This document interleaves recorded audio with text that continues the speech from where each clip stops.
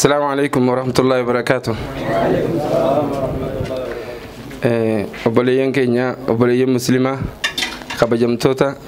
بريزدانتي مجلس أوروميا دا أبو الشيخ جمال موسى أكسماس خبجمتوتا جالدمتوتا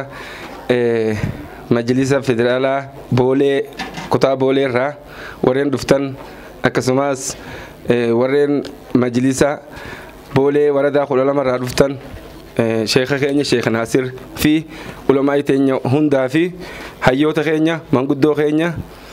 هندا على بقى يعمل خينيا نخبة جنين ودفتن قالتوما عمري الإرادة سنينجا خناتي أنصر على كسمة جراتوتا وبوليان كيا هريا كيا هريوتا كيا هريا إلمان كيا شيكان كيا جراتوتا قالا بولي دا وردا خلالما ganda rifeentii warra jirtan xaarra gammachuu dhuftanii kan wajji godhatan warra wajji milkaa'ee umrii dheeratee addunyaa fi akhiratti illee waliin milkaa'u rabbiin haa godhu isiniin jaa. Kanatti aansuudhaan nin gammadee hoggulama waa wallaalaa jette Oromoon namni hogguu rifatee fi hogguunii fi gammade. Gammadeetiin akka seera arraan tanagaa bakka tanarra geenyee sadarkaan marra jiru tana geenyee madrasaa ijaaruu hogguu geenyee silaa namni kaayoo fi sababa fi akeeka fuuldura walii ibsa abbaan ibsu siijan tole jeetiin fudhadhee ture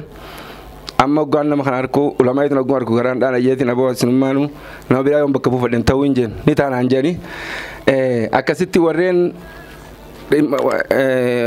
bu'uura iqraa generation school kan wajji hundeessuudhaan hoggaan ayyaadatti gama isaanii dhiyeessu na caalaa burqisiisanii nama cinaa dhaabbatan akka barsiisaa ammayyaasin obboleessa keenya jaalatamaa kabajamaa nama jabaa nuti qabnu Abdurrahmaan Jamaal fi akkasumas namaan maqaan dhahin hundaa'u rabbii warra namni waan facaase gaa firii harkuu fedhaa warra firii irraa harkee irraa gammadu na caala rabbi sinaa godhu jechuu barbaada.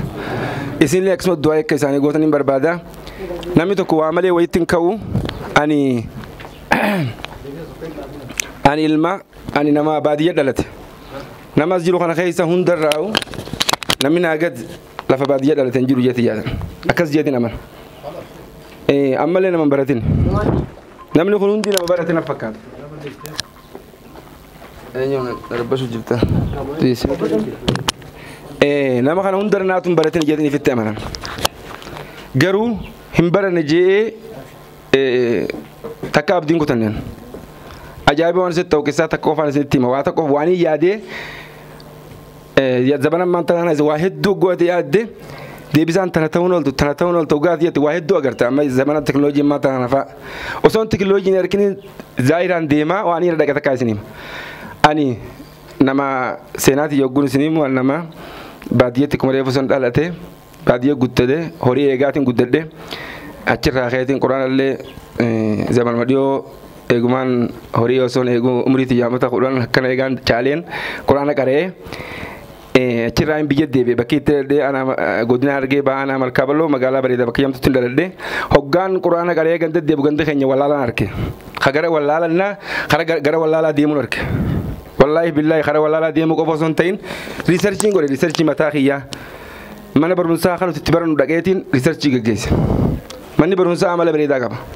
قروا عمله تكو خا منتين نيمني خا دالن نيمني فكوتان كسترك amal lisum maaliyo jene naamusa amantii mulqame naamusni amantii hoggaa mulqamu hoggaanju riisarchii mana barumsaa gaggeessiti magaalaa keessa deebi'ee gaggeesse riisarchii dhuunfaa kiyyaa kana mina hin jirre kan sharii kan qabne waan ajaa'ibaa bira kutatiin isinii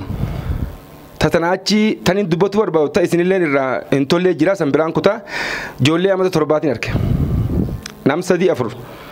ni lakkaa'ee maraata tokko jira ni maraata illee gurbaan suni mee mucaa kana gaafadhu naan jee fireentii qaba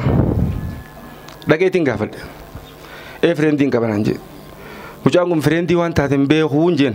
nagaa jaamalee afaan maanja lakki akkasii miti mee deebii gaafadhu naan jee aboo fireentiin beekta eenyuun beeka bara baankiyyaa waayyooti yaa fireentii dhaayii naan jee beekamuun beeku mucaan kun niin booye wallaayan ijoolleen nu kofaltee an niin booye ati duuba fireentii qabdaa as gargaleetiin achiikee noolii baasee namni beeytanii aanaa malkaa bal'oo irraa ka'ee magaalaa Boroodaa dhufee nama dur wajji quraana qaraan shee amma Muhammad Jibroo yanini fudhadhe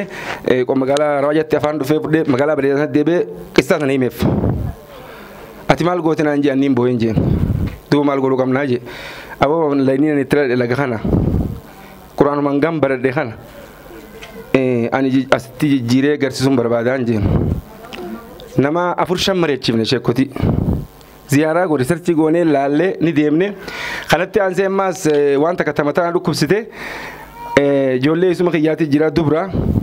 gaafa na horii eeguudha bobba'u isaan mana qaraatii bobbaasan qaraatii hogguun jiru quraana ganamee qaraan ni yaadadha ganama ijoollee qajeelchee fiixeessii rifeensa mataa isaanii mataa irratti maal uffatanii fiixeessii citaadhaan beeytanii irratti hafe anjoollee gaafa sanichi deebee laallee horii eegeetiin qaraatii kutee gale gaafaan galu dubra san kanine hoggaa kaninu niin gaafadhe ijoolleen shaayiraa irraa mul'ata waan isaan qaraan hogguun gaafadhe quraana 30 buufnee naan jan dubbiin tun bakka sheekotiin duraan irra sheeka jawu hunda daawaa fi qaraayisuun silaa fardul kifaayaa akka taate hubadhee waan hin galeef hunundi fardul kifaayaa osoo hin ta'in fardul ayni irratti yeetiin murteesse ani ammoo quraana juzuu 30 ji'a 8 buse